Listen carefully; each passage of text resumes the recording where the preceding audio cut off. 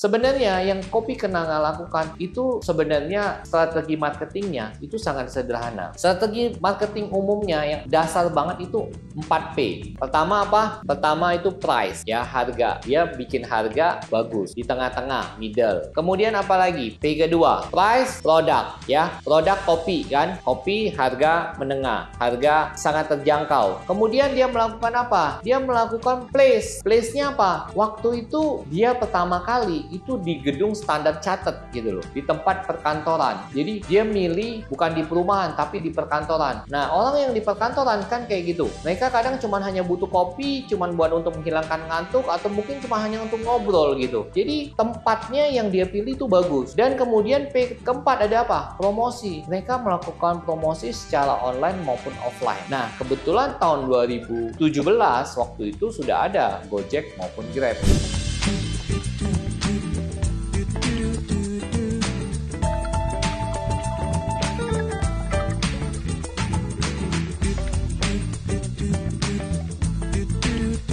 Halo Happiest People, hari ini kita mau bahas soal tips-tips kesuksesan dari Kopi Kenanga. Saya yakin Happiest People pasti mau tahu bagaimana sih bisa Kopi Kenanga begitu sukses luar biasa yang hanya dengan modal dari 200 juta sekarang menjadi kurang lebih 15 triliun lebih hanya dalam waktu 5 tahun. Mau tahu rahasianya? Jangan lupa subscribe ya. Kita akan bahas jauh lebih dalam lagi apa sih kiat kesuksesan Kopi Kenanga. Nah, pertama adalah Kopi Kenanga itu pintar melihat celah. Nah, maksudnya apa sih celah? Jadi gini, pada waktu 2017 waktu mereka mulai ya, di Indonesia itu di tempat kita baru dikenal itu hanya beberapa coffee shop yang cukup ada nama seperti Starbucks maupun Coffee Bean. Nah, mereka itu rata-rata harganya mulai dari sekitar tahun 2017 itu sekitar 30.000 sampai 50.000-an per cangkir gitu ya. Nah, kemudian kita tahu lagi itu yang kemudian selain kopi yang ada branded itu Starbucks maupun Coffee Bean, ada juga kopi saset yang harganya paling antara 500 sampai 1.000. Nah, Kopi Kenanga bisa ambil celah, ambil ceruk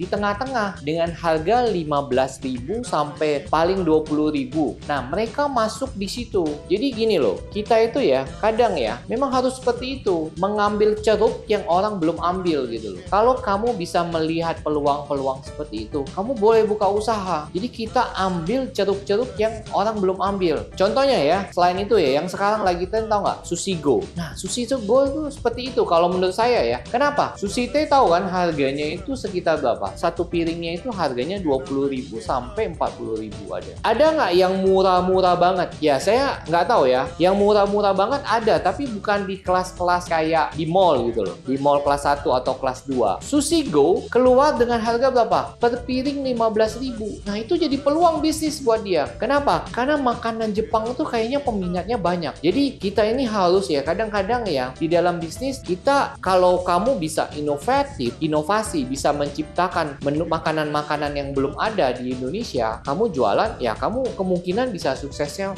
luar biasa. Sama seperti halnya Pak Cukito. Pak Cukito bilang apa? Saya mau bisnis yang nggak banyak pemainnya. Dari situ kita harus bisa belajar ya. Jadi kalau kita mau bisnis tuh paling enak memang yang pemainnya nggak banyak, masih blue ocean, bukan red ocean. Nah, kalau kita masih belum ada produknya, nah kita lihat dari produk-produk yang kita suka yang sekarang ada di masyarakat dan itu rame. Misalnya itu ya yang tadi saya cerita, Sushi Teh kan, Sushi Teh rame sekali loh. Hampir tiap hari saya lihat kalau ke mall, jalan-jalan terutama saya di Kelapa Gading tuh, wah hampir tiap hari saya mau kemana juga rame gitu. Mau ke Grand Indonesia, mau di Plaza Indonesia, rame. Sekarang ada Sushi Go yang harga 15.000. Seperti itu loh. Jadi kita itu kalau mau rame banget kita ciptakan baru, kalau enggak kita ambil ceruk-ceruk yang belum orang ambil saat ini. Terutama di mana? Di harga. Jadi kita yang rame siapa misalnya, oh Sushi Teh, kebetulan kita juga ada passion misalnya di makanan, cari dengan kualitas yang sama ya. Bakal bila perlu kualitasnya lebih tinggi, makanannya lebih enak, tapi harganya tengah harga daripada yang sudah ngetop. Jadi sama Sama seperti halnya kopi kenanga. Jadi kopi kenanga dia bisa murah karena dia punya strategi. Dia melihat celah bisnis yang orang nggak masuk. Dengan harga murah, tapi makannya istilahnya stop and go gitu loh. Jadi orang makan langsung pergi. Jadi dia nggak menyiapkan tempat, dia tidak menyiapkan tempat hangout. Jadi biaya kosnya murah. Nah, itu yang menjadi kekuatannya kopi kenanga. Sebenarnya yang kopi kenanga lakukan itu sebenarnya strategi marketingnya itu sangat sederhana. Strategi marketing umumnya yang dasar banget itu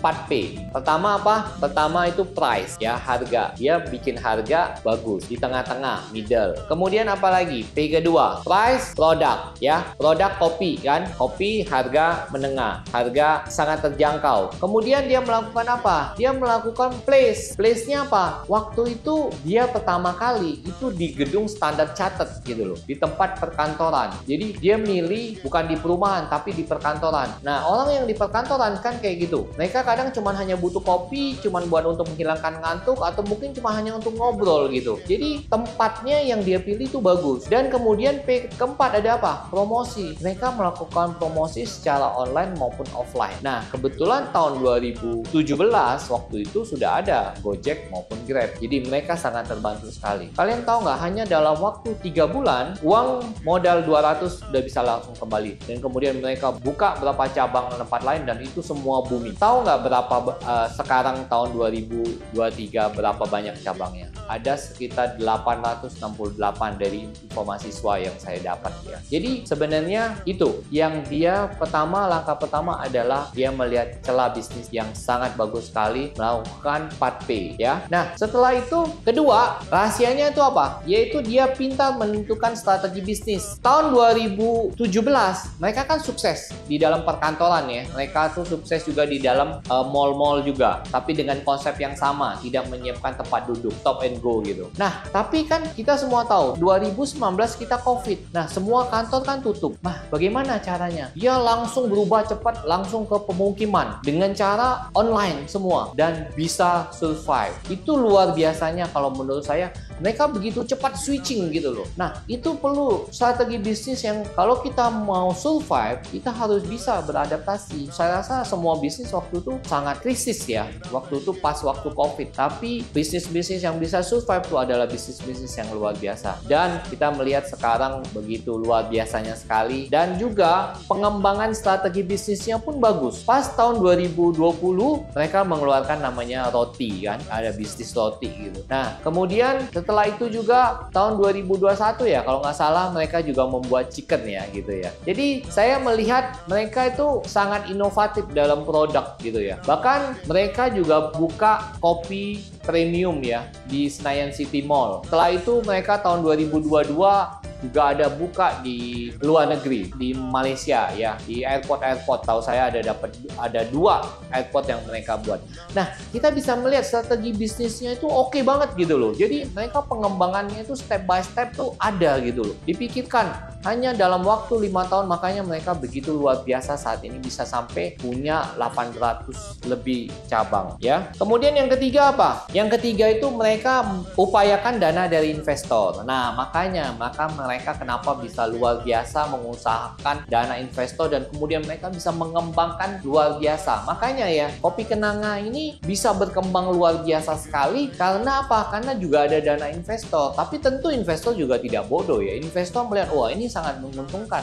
Makanya mereka memberikan dana mereka kepada itu. Makanya tahun 2022 Nasdaq ngasih billboard gitu mengucapkan selamat sebagai startup unicorn pertama kali di Southeast Asia, food and beverage nomor 1 unicorn. Nah, apalagi sih rahasia keunggulannya dari kenanga? Yang keempat, teknologi. Manfaatkan teknologi dengan luar biasa. Bahkan sekarang punya aplikasi sendiri. Kamu bisa beli barang lebih murah, beli kopi lebih murah, bahkan dapat poin, bisa dapat hadiah. Saya pikir itu sangat luar biasa sekali ya. Selain mereka melihat celah bisnis yang bagus, mereka punya strategi dan mereka punya modal dan mereka juga memanfaatkan teknologi yang sangat-sangat luar biasa. Saya melihat yang paling penting itu apa? Kita harus bisa melihat celah bisnis. Kenapa? Kenapa kita harus melihat celah bisnis? Bisnis itu banyak sekali. Nah, kadang ada ceruk-ceruk yang kita bisa ambil gitu loh. Jadi tidak usah kita harus pintar banget berinovasi buat produk baru gitu ya. Tapi kita melihat celah-celah bisnis aja yang sudah ada dan kita garap, dan kita harus cepat gitu loh. Jangan sampai kita ketinggalan. Tadi yang seperti saya sudah jelaskan kan, Sushi Teh punya produk,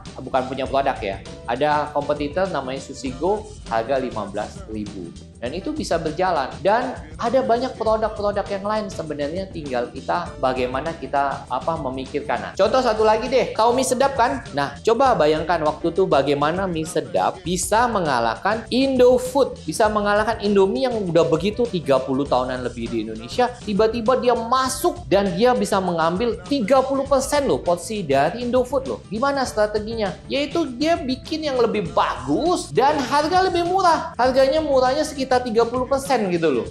Mie sedap itu bisa mengalahkan Indomie. Pertama apa? Dia bikin porsi lebih banyak dengan lebih unik, ada kriuk-kriuknya kalau masih ingat. Dan kemudian dia kasih harga lebih murah 30% loh. Terjadinya apa? Sekarang kalian tahu sendiri kan, mie sedap itu mengambil porsi dari Indomie 30%. Gila itu bisa begitu dahsyatnya. Jadi prinsip-prinsip ini ya, celah-celah ini bisa kita pakai. Kalau kalian tahu produknya Wings ya, Wing Food ya, itu rata-rata produk itu, tau nggak? Produk yang sudah sudah ngetop ya, yang sudah rame, sudah jalan, sudah itu dia bikinin yang mirip dengan kasih kualitas lebih bagus dan harga lebih murah. Harganya murahnya banyak gitu loh. Sehingga orang itu, kenapa saya nggak mau coba? Orang harganya lebih murah, kualitas sama, bahkan lebih bagus lagi. Isi dalamnya lebih banyak lagi. Nah, sama seperti kopi kenanga. Kopi kenanga memakai mesin yang bagus juga, dengan bahan-bahan juga yang kualitasnya sama kayak Starbucks. Tapi jualan harganya lebih murah 50%, bahkan 60% lebih murah daripada Starbucks. Itulah kenapa akhirnya kopi kenanga bisa maju banget. Saya harap dengan sharing ini buat kamu yang pebisnis baru, coba pakai strategi celah tadi yang sudah saya sharingkan. Happiest People, jangan lupa ya subscribe ya nanti ya. Nah, saya berharap juga inspirasi ini buat kamu yang udah denger ini di share ya ke teman-temannya, apalagi teman-teman yang baru mau buka bisnis, atau kepada anak-anak kalian, atau misalnya ada guru-guru, dosen, boleh di share karena ini membuka wawasan baru ya, sehingga kita tahu nih, jadi mengurangi tingkat kegagalan kamu dalam buka bisnis. Saya harap inspirasi ini bisa memberi suatu wawasan yang baru. Sampai jumpa di kesempatan yang lain.